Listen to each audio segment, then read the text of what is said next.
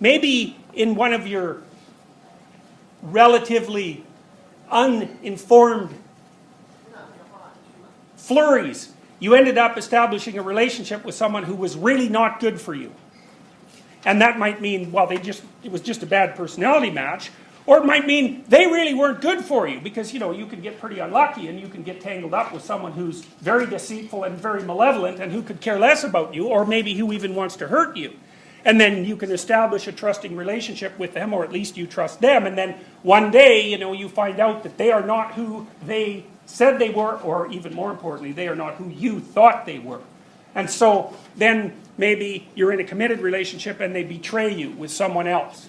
And so then you think, well, there you are at home, and you're perfectly happy about being at home, and then your partner comes home, and for one reason or another you find out that they're having an affair, or that they've betrayed you, or that they've lied to you in some other spectacularly important way. And maybe it's a lover, and maybe it's a family member, and maybe it's a sibling, and maybe it's a friend, whatever.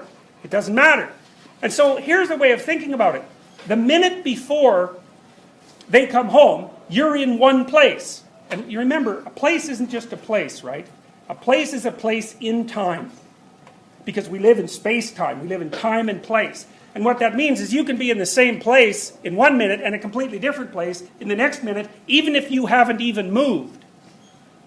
And so place is a very, very complicated idea. So you're sitting at home and you're watching Oprah, and you're perfectly content to do that, and then the person comes home and the bottom of your world falls out.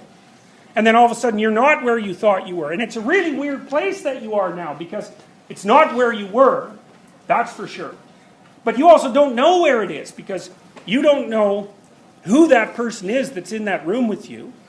You don't know what your past with them was, or what it meant, or anything else about it, because it was predicated on absolute misperceptions. So none of your memories about those events are valid, even though you have them as memories.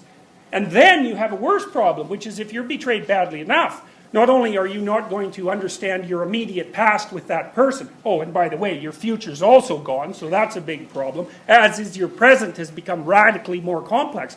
But it's worse than that, because if you're really betrayed, you're also going to think, who am I that I could be that stupid? And then you're going to think, what is a human being that they can be that corrupt?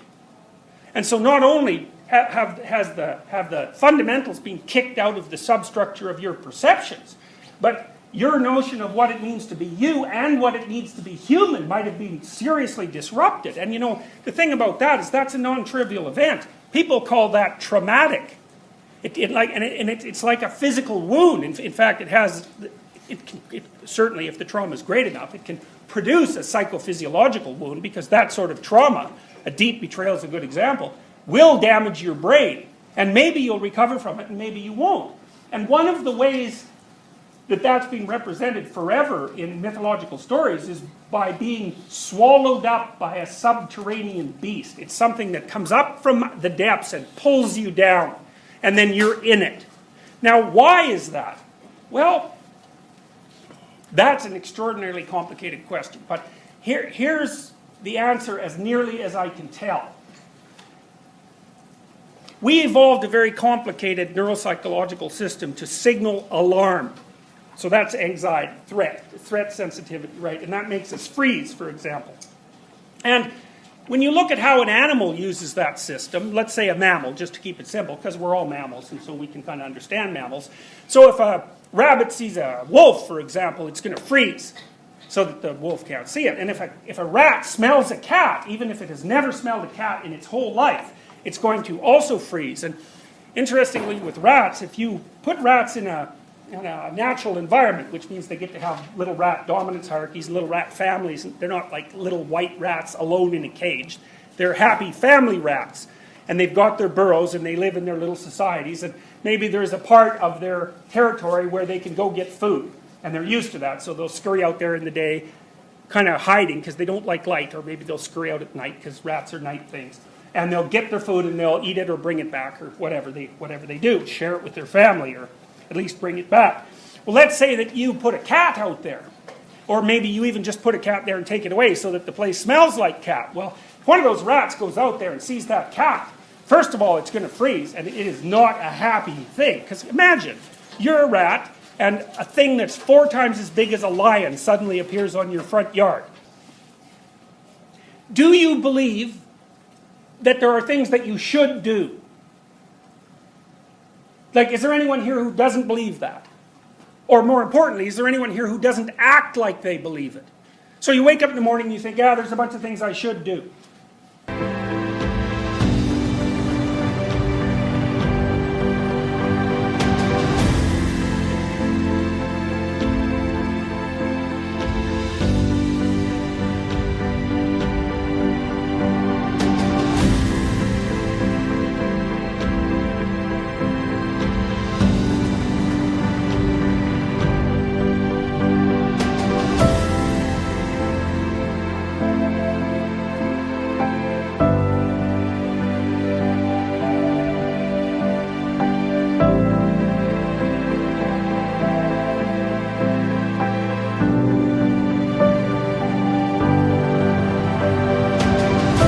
Or there's some things I should do next week. Or there's some things I should do with my life. Yes? That's a common thought? Does anyone not think that way? Okay, so if you're not thinking that way, you end up pretty depressed, because then you think, well, there's nothing I should do with my life. And that's not such a happy thought, because life is hard, and then if there's nothing to do with it, well, all you're there stuck with is a bunch of suffering, and that doesn't seem like a very good idea. Okay, so then you might say, well, what exactly does should mean? Well, it means that you have a moral obligation of some sort. You might say, well, you've decided that yourself. And the answer to that is, no, wrong. You haven't decided that yourself. Are you kidding? You'd be a complete psychopath if you decided that by yourself.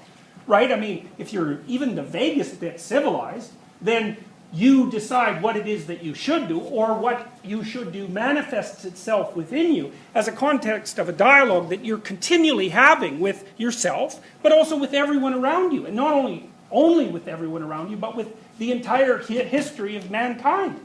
Because we're all historical creatures, and what you think you should do is being shaped by what your parents think, and that was shaped by what their parents thought, and that was shaped by what their parents thought, and so on back into the depths of history, as far back as you can possibly imagine, both historically and biologically. So in some sense, there is a call to action within people. Now, in any sort of quest...